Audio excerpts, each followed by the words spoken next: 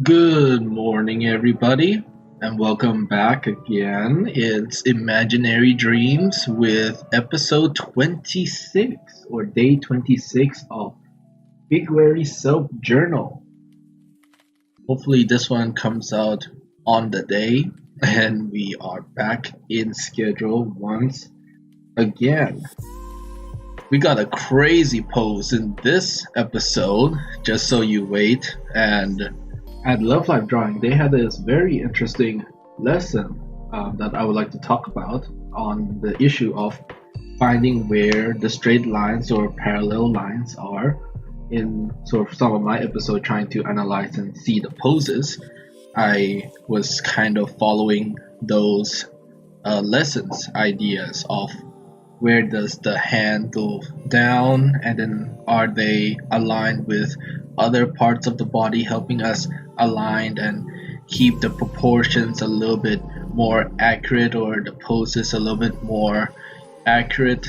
But in this figure drawing, some of the poses that I had difficulty in didn't really have time to think about it. But let's go through the poses together and let us begin. In the sort of first pose, we have this sort of nice straight line on the arm once again, and so it aligns with this foot, and then a nice sort of curve on her back, in which case the knee aligns with the hand and also the bottom of the hand, because we got the hand and then the fingers each stretch out further, and the other leg just goes out in the 90-degree or horizontally, and the foot just goes back.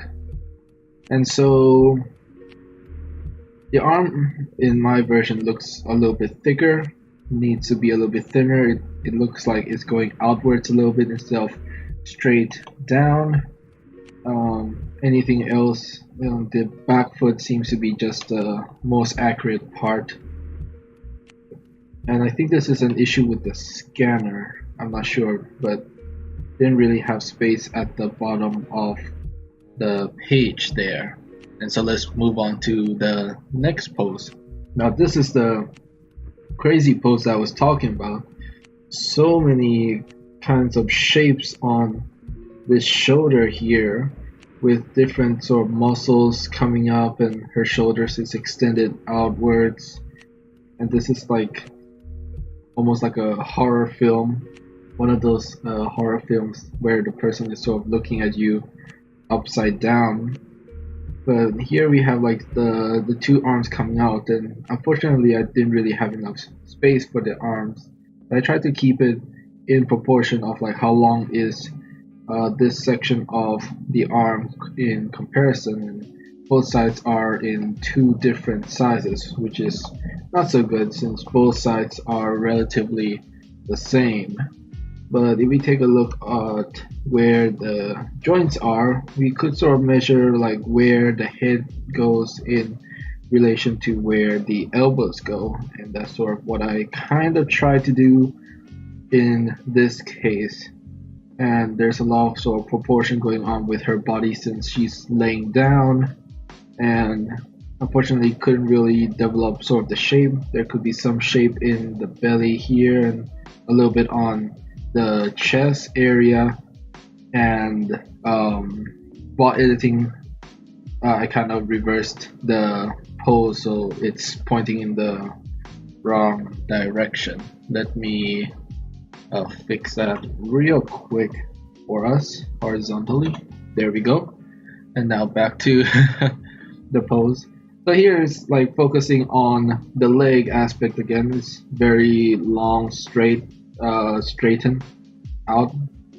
But I think the other side of the leg I kind of drew a little bit too thick in this aspect, and then the back side is a little bit too thin and also not long enough. It needs to be a little bit longer. We can see more of this area of the leg, in which case I kind of cut off. But yeah, a very cool pose here by CroquisCafe. And in the next pose is her sort of laying down, and I kind of missed sort of where the actual uh, curve is on her backside. And let's take a look.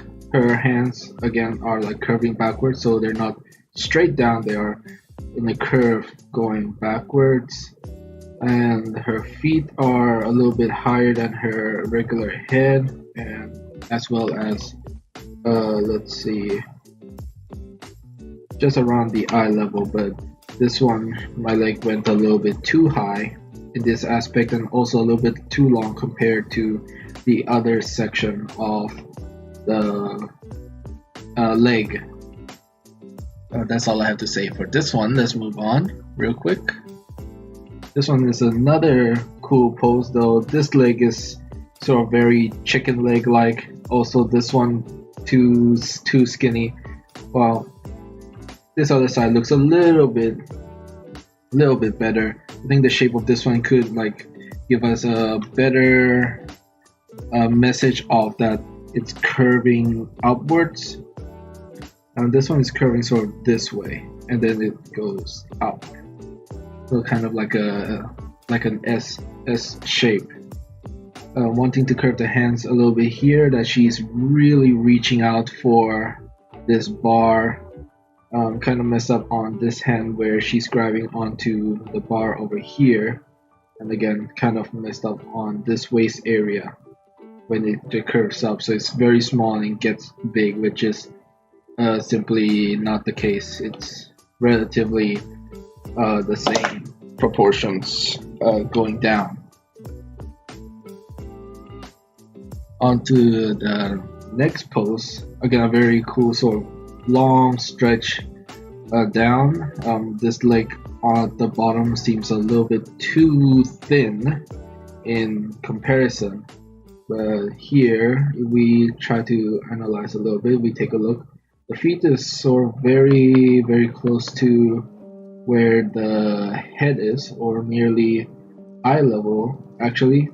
And let's see where the ankle is. It's around where the shoulder lies. And here now I can see clearly it's not quite close enough. And well, the only thing that I think works out is simply the hand position, where it's just in like a praying position close together, and it's very close next to her face basically.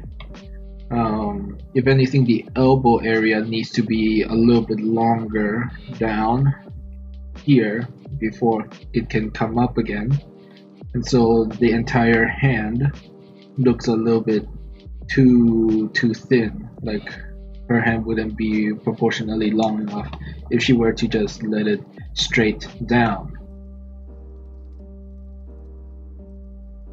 Onto the final pose, another very cool pose here.